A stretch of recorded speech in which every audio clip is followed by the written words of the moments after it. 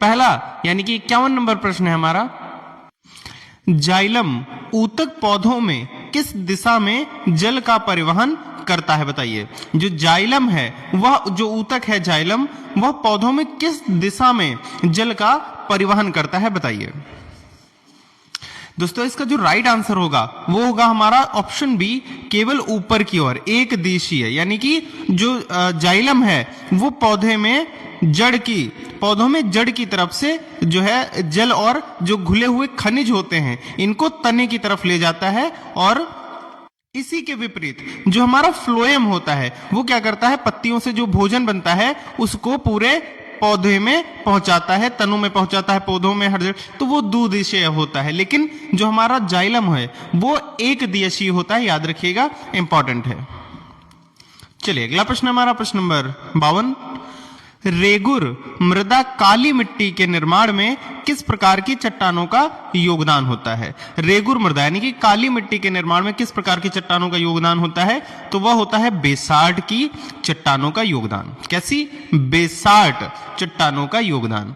चलिए अगला प्रश्न हमारा प्रश्न नंबर 53, अकबर ने इबादत खाना यानी कि प्रार्थना गृह की स्थापना किस वर्ष की थी बताइए। जो इबादत खाना था जहां पर सारे धर्मों के लोग आते थे और अपने अपने धर्म के प्रति विचार करते थे, तो वो उसकी स्थापना जो है कब हुई थी, तो उसकी स्थापना हुई थी 1575 में। कब हुई थी? 1575 में। चलिए अगला प्रश्न हमारा प्रश्न नंबर 54, पीयूष ग्रंथि को मास्टर ग्रंथि कहते हैं लेकिन इसे कौन नियंत्रित करता है बताइए। जो पीयूष ग्रंथि इसे मास्टर ग्रंथि कहते हैं लेकिन इसे नियंत्रित कौन करता है, तो हाइपोथैलेमस करता है। कौन? हाइपोथैलेमस। याद रखिएगा, इंपॉर्टेंट है। अगला प्रश्न हमारा प्रश्न नंबर 55, अनुच्छेद 129 के तहत अभिलेख न्यायालय का क्या अर्थ है बताइए। अभिलेख न्यायालय का अर्थ क्या है, तो दोस्तों इसका अर्थ है इसकी कार्यवाही का रिकॉर्ड सुरक्षित रखा जाएगा या अपनी अवमानना के लिए दंड दे सकता है, यानी कि उपरोक्त दोनों। इसका राइट आंसर हमारा ऑप्शन सी, उपरोक्त दोनों। चलिए अगला प्रश्न हमारा प्रश्न नंबर 56, प्रकाश का विवर्तन की खोज सबसे पहले किसने की थी बताइए। जो प्रकाश का विवर्तन है इसकी जो सबसे पहले खोज की थी वह किसने की थी, वह की थी ग्रिमाल्डी ने। किसने? ग्रिमाल्डी ने। चलिए अगला प्रश्न हमारा प्रश्न नंबर 57, गांधी जी द्वारा शुरू किया गया व्यक्तिगत सत्याग्रह जो 1940 में हुआ था कि पहले सत्याग्रही कौन थे बताइए। सत्याग्रही कौन थे? गांधी जी द्वारा शुरू किया गया जो पहला व्यक्तिगत सत्याग्रह था 1940 का, बताइए। इसका राइट आंसर है हमारा ऑप्शन बी, विनोबा भावे। कौन? विनोबा भावे थे इसके पहले सत्याग्रही। चलिए अगला प्रश्न हमारा प्रश्न नंबर 58, भारत की सबसे बड़ी लैगून झील चिल्का जिसे बोलते हैं किस राज्य में स्थित है बताइए। किस राज्य में स्थित है, तो यह स्थित है हमारे ओडिशा राज्य में। कहां?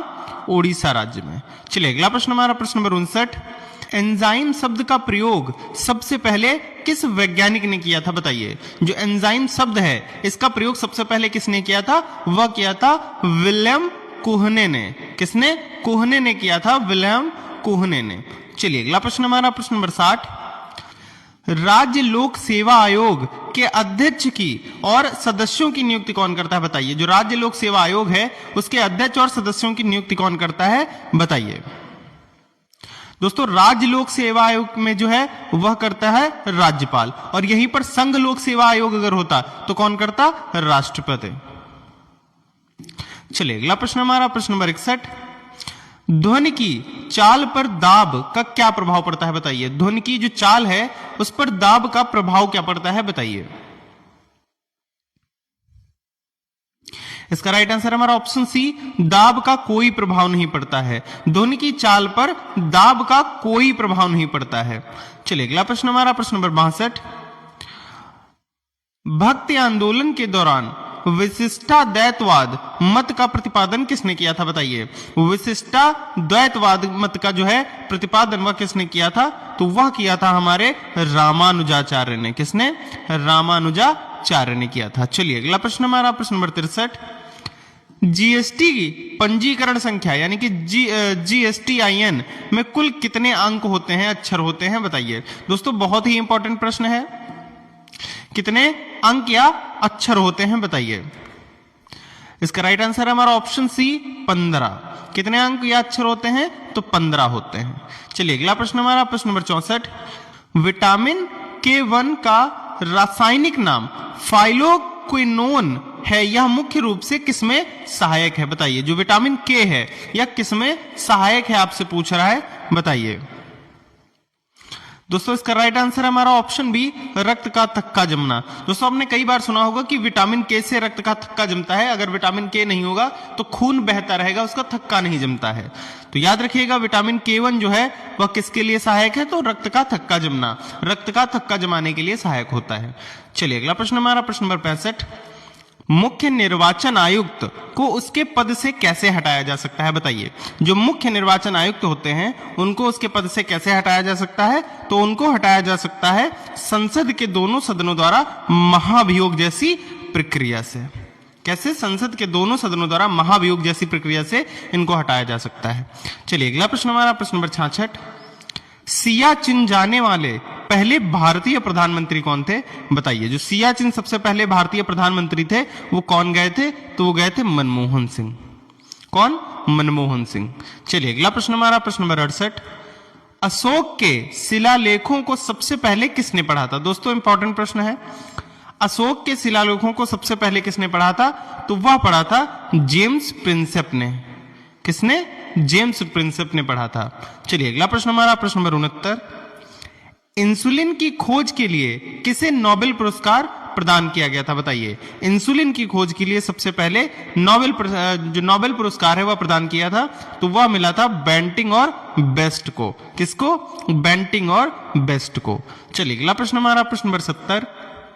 अनुच्छेद 355 केंद्र को यह शक्ति देता है कि वह राज्यों की रक्षा करे। किस प्रकार से? केवल बाहरी आक्रमण से, केवल आंतरिक अशांति से, बाहरी आक्रमण और आंतरिक अशांति दोनों से। तो इसका राइट आंसर हो जाएगा हमारा ऑप्शन सी, बाहरी आक्रमण और आंतरिक अशांति दोनों से 355 जो है वह केंद्र को यह शक्ति देता है। चलिए अगला प्रश्न हमारा प्रश्न नंबर 71। प्रकाश का पूर्ण आंतरिक परावर्तन किस सिद्धांत पर कार्य करता है? बताइए। प्रकाश का पूर्ण आंतरिक परावर्तन जो है वह किस सिद्धांत पर कार्य करता है? तो वह करता है ऑप्शन ए, एंडोस्कोपी और ऑप्टिकल फाइबर जैसे सिद्धांत पे। चलिए अगला प्रश्न हमारा प्रश्न नंबर 72। भारत का नेपोलियन यानी कि समुद्रगुप्त किस वंश का शासक था? जो नेपोलियन था, समुद्रगुप्त जिसे कहा जाता था, वह किस वंश का शासक था? बताइए। दोस्तों भारत का नेपोलियन समुद्रगुप्त को कहा किसने था? इसको आप कमेंट करके बताइए, मैंने अपने वीडियो में बताया है। तो इसका राइट आंसर हो जाएगा हमारा जो समुद्रगुप्त था वो कौन था? गुप्त वंश से था। कौन से वंश से आपसे पूछ रहा है? तो कौन से वंश से था? गुप्त वंश से। और इसको भारत का नेपोलियन कहा किसने था? उसका नाम आप कमेंट करके बता दीजिए, मैंने बताया है वीडियो में। चलिए अगला प्रश्न हमारा प्रश्न नंबर 73। नीति आयोग का गठन किस तिथि को हुआ था? बताइए। जो नीति आयोग है इसका गठन जो है वह किस तिथि को हुआ था? तो वह हुआ था 1 जनवरी 2015 को। कब? 1 जनवरी 2015 को हुआ था। चलिए अगला प्रश्न हमारा प्रश्न नंबर 74। विटामिन B3 की कमी से होने वाला रोग पेलार्गा शरीर के किस हिस्से को प्रभावित करता है? बताइए। तो इसका राइट आंसर है हमारा ऑप्शन बी, त्वचा और मानसिक स्वास्थ्य को। किसको? त्वचा और मानसिक स्वास्थ्य को प्रभावित करता है। जो विटामिन B3 के ना होने से जो रोग होता है पेलार्गा वह। चलिए अगला प्रश्न हमारा प्रश्न नंबर 75। अनुच्छेद 243 जी पंचायतों को क्या शक्ति प्रदान करता है? बताइए। पंचायतों को क्या शक्ति प्रदान करता है आपको बताना है।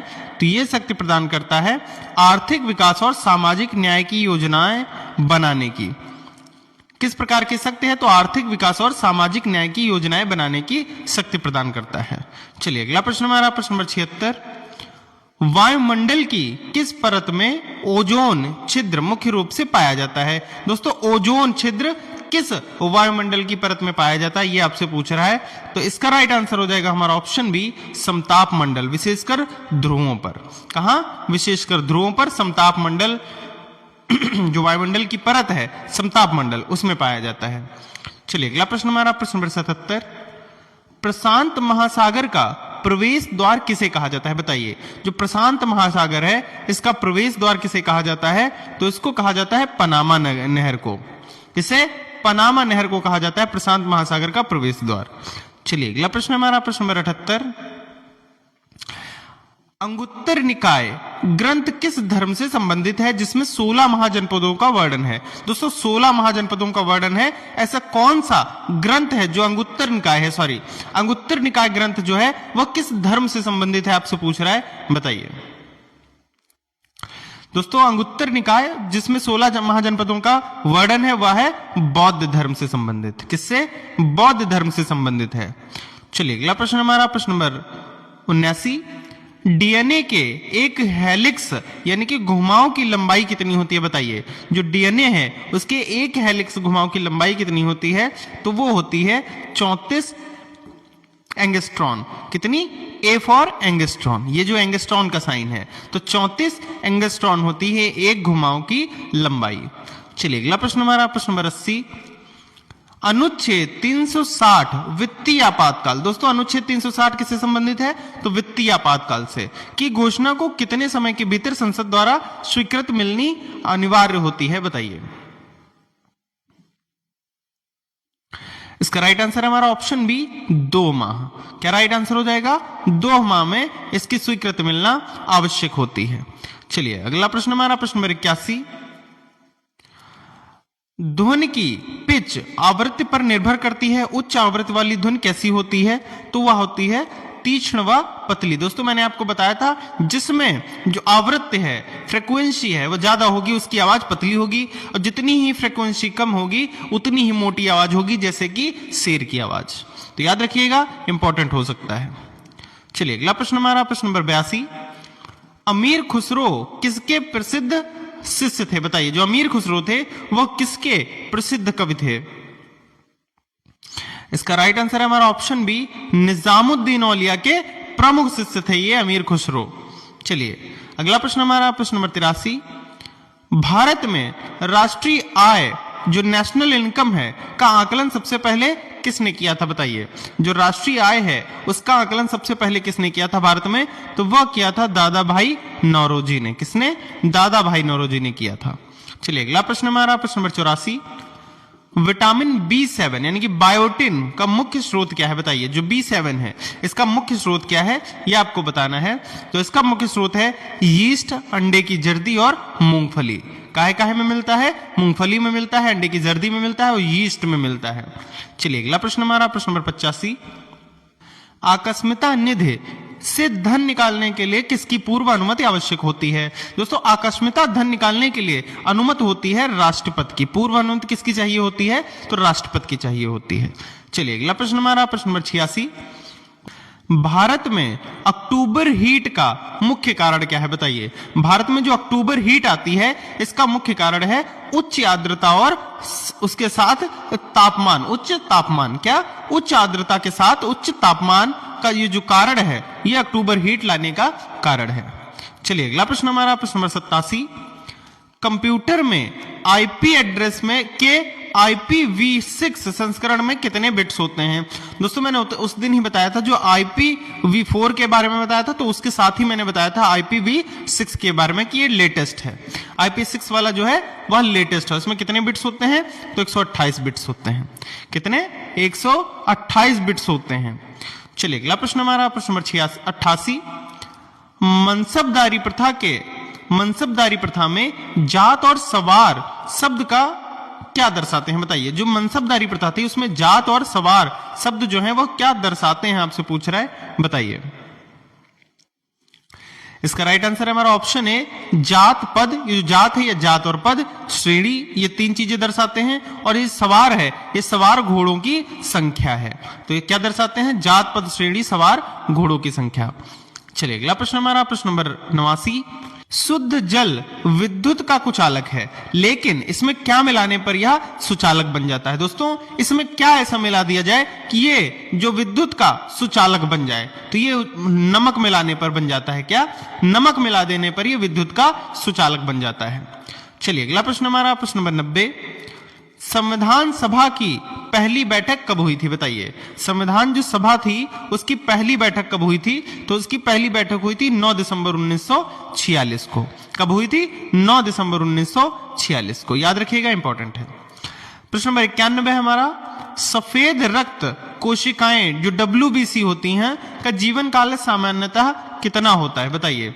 10 से 20 दिन होता है इनका जीवन काल। जो WBC होती हैं इनका जीवन काल सामान्यतः कितना होता है? 10 से 20 दिन का होता है। चलिए अगला प्रश्न हमारा प्रश्न नंबर 92। कर्क रेखा भारत के किस राज्य से होकर नहीं गुजरती है?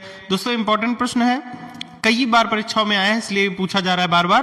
कर्क रेखा जो है वह भारत के किस राज्य से होकर नहीं गुजरती है? तो वह नहीं गुजरती है उड़ीसा से। उड़ीसा से नहीं गुजरती, राजस्थान से भी गुजरती है, छत्तीसगढ़ से भी गुजरती है और त्रिपुरा से भी गुजरती है, लेकिन उड़ीसा से नहीं गुजरती है। तो इसका राइट आंसर उड़ीसा हो जाएगा। चलिए अगला प्रश्न हमारा प्रश्न नंबर 93। अलाई मीनार की ऊंचाई कुतुब मीनार से दोगुनी रखने की योजना किसने बनाई थी? बताइए। अलाई मीनार की ऊंचाई जो है वह कुतुब मीनार से दोगुनी रखने की योजना किसने बनाई थी? उसका नाम क्या था? दोस्तों यह बनाई थी अलाउद्दीन खिलजी ने। किसने?